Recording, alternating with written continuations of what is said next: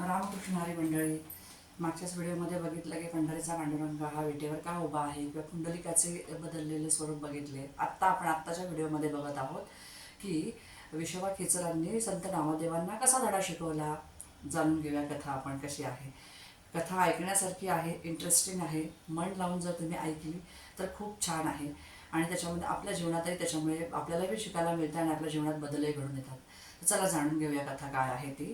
तर ज्यावेळेस विश्वबा खेचरांनी ठरवलं की संत नामदेवांचा आपण धडा शिकवायचा, म्हणजे काय तर संत नामदेव हे पंढरी म्हणजे पांडुरंगाचेच परमभक्त होते.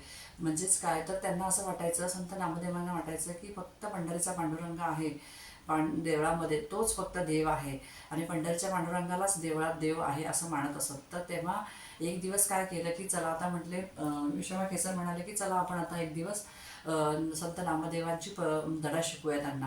म्हणजे एक दिवस याने विश्वबा खेचर यांना शिवलिंगावर पाय ठेवून विसावले होते, म्हणजे झोपले होते किंवा पडले होते. त्यावेळेस संत नामदेव तिथे गेले. त्यांनी बघितल्यावरती त्यांचा अहंकार उफाळून आला, त्यांना राग आला. त्यांना असं वाटलं की शिवलिंग हे देवाचं रूप आहे, मग विश्वबा खेचर हे का बसले, त्याच्यावरती पाय का ठेवून झोपले.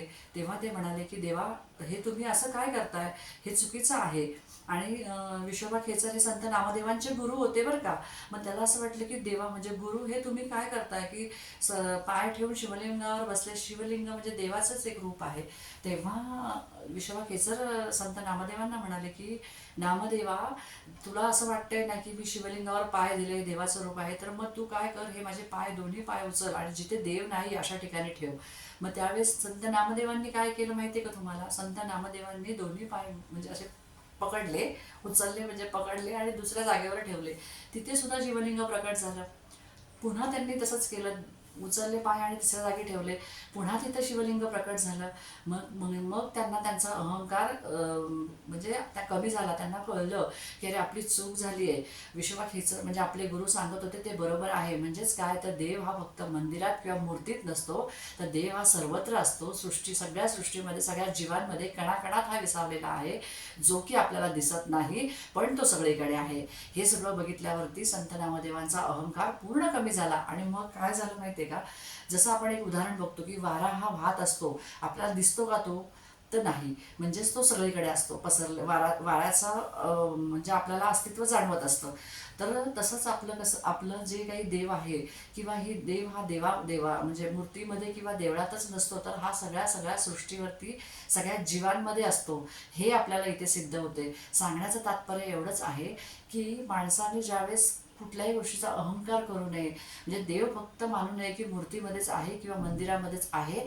विठ्ठलाचा म्हणजे पंढरीचा पांडुरंगच फक्त मूर्तीमध्ये किंवा विटेवर उभा आहे किंवा मूर्तीत आहे, इतरत्र देव नाही.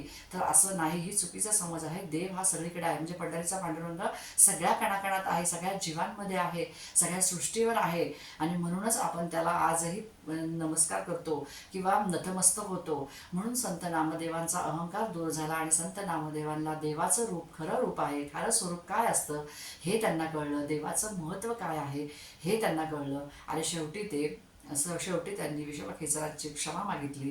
आणि मग पुढे काय घडलं तर हे आपण आता पुढच्या कथेमध्ये बघणार आहोत.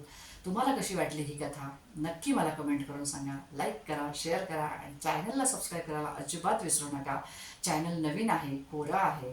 चॅनलला सपोर्ट करा. आणि आध्यात्मिक कथा अशा ऐकायच्या असतील तर नवीन नवीन कथा ऐकायच्या असतील तर चॅनलबरोबर जोडून राहा. आणि मला कमेंटमध्ये रामकृष्ण हरी किंवा संत ज्ञानेश्वर माऊली नक्की लिहायला विसरू नका. भेटू नेक्स्ट व्हिडिओमध्ये. रामकृष्ण हरी मंडळी.